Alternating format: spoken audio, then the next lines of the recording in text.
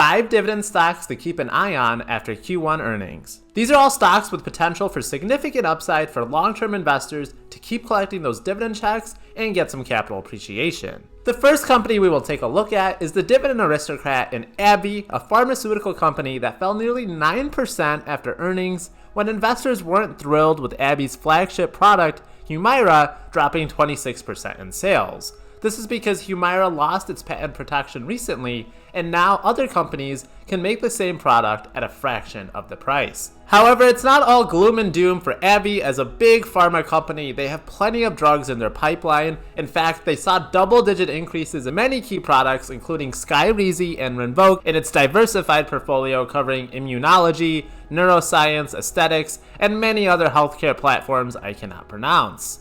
We can see that AbbVie has some amazing free cash flow growth in the past 5 years, going from $12 billion in 2018 to $24 billion last year. Now, a good investor knows that when a stock is going down, it's actually a prime buying opportunity and a chance to get in on some higher starting yields, which with AbbVie, that's a juicy 4% starting yield. I currently own 15.39 shares of AbbVie and get paid $91 every year for doing absolutely nothing. If passive income is what you seek, look no further than Crown Castle, a real estate investment trust with over a 5% starting dividend yield. Crown Castle owns and operates a vast portfolio of wireless communication towers across the United States, 40,000 telecommunication towers. It also leases space for other wireless service providers to install and maintain their equipment on top of those towers so people can get service. T-Mobile, Verizon, and AT&T were 75% of Crown Castle's rental revenue last year.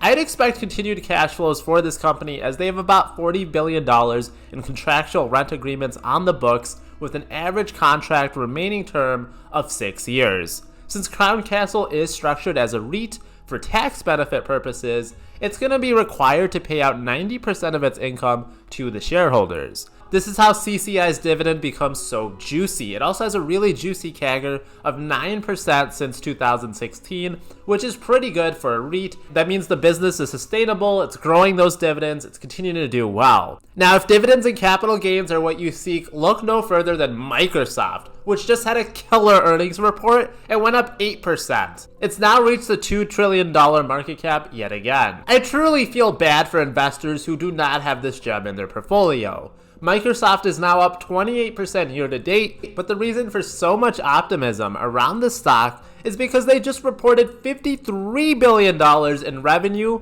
for 1 quarter. Not a year, 1 quarter. They made $53 billion, a 7% increase year over year. This is on the backs of their impressive portfolio of cloud services, Azure, Office products like Microsoft Word and Excel, and of course the trendy investing word of 2023, artificial intelligence. Forget crypto or blockchain, the new craze is all over AI, and Microsoft can actually deliver as its alliance with OpenAI, who are the creators of ChatGPT, which Microsoft has a $10 billion investment in. ChatGPT has already changed the world and is the software that now powers Microsoft's search engine Bing, which finally has a chance at competing with Google's search engine. Microsoft may only offer a 1% starting dividend yield, but as we've seen, their capital appreciation has been amazing and their dividend growth has been somewhat juicy as well. You see, Microsoft has raised their dividend for 18 straight years with a 5-year CAGR of 10%. A 10% raise for doing absolutely nothing.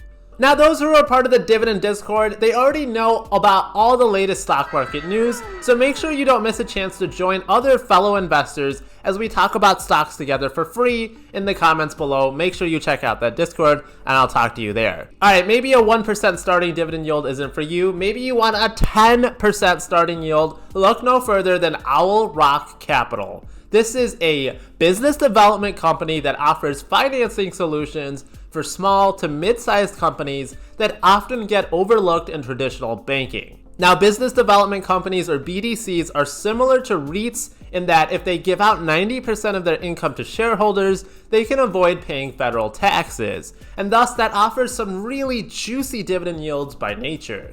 I just made a video on 3 high-quality BDCs with a starting yield of over 10%. Unfortunately, it did not get blessed by the YouTube algorithm, so make sure you check it out. I'll link it at the end of this video.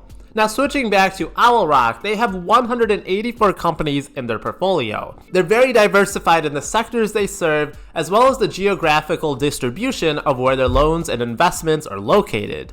Now, what do companies do with the capital that Owl Rock provides? Well, they will use this to grow their business, they will use it to make acquisitions, expand in markets, or just come up with more products. Luckily, the professionals at Owl Rock, they do all the screening of companies for us with their seasoned investment professionals who have experience at the leading firms and financial institutions. Again, because the clients Owl Rock serves are typically overlooked by the big banks, they don't mind paying higher interest rate on loans to secure financing, and thus that's more profitable for us, the investor.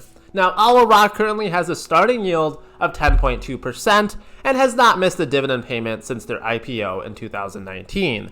In fact, they often pay some special distributions throughout the year. Now, if you think Owl Rock's dividends aren't safe, I think you can sleep pretty well at night with Procter & Gamble's unbelievable streak of paying dividends every year since 1891 without interruption. Procter & Gamble sells so many essential household items commonly found in the shelves of supermarkets. Their top-selling ones being Bounty, Charmin, Gillette, Crest, Oral-B, Head & Shoulders, Vicks, Olay, Dawn Soap, Febreze, Old Spice. They're all under one brand here. Now, consumer staples are everyday products used by people regardless of the market conditions. Even in a recession, people will use all the brands I just mentioned. And because Procter & Gamble generates revenue all over the world selling their consumer products, they have a really strong portfolio of brands, and I expect them to continue to share those profits with shareholders in the form of dividends. Now, Procter & Gamble has increased its dividend every year for 67 straight years. It's certainly trading at a premium these days, but investors will have to pay a premium for high-quality companies like Procter & Gamble. Its estimated PG's customer base is a whole 5 billion individuals. That's a decent-sized customer base if you ask me. P&G has just a 60% payout ratio, so expect more dividend raises in the future. Now that's 5 stocks that all offer juicy dividends and a chance at some capital appreciation. Let me know if I've missed any that you've been gobbling up in the comments below. See my full 130,000 plus portfolio in the comments below, and support the channel by supporting the Patreon. My videos are always found in podcast form under the Collect Cash podcast name, and I will buy, stash, and collect cash you later.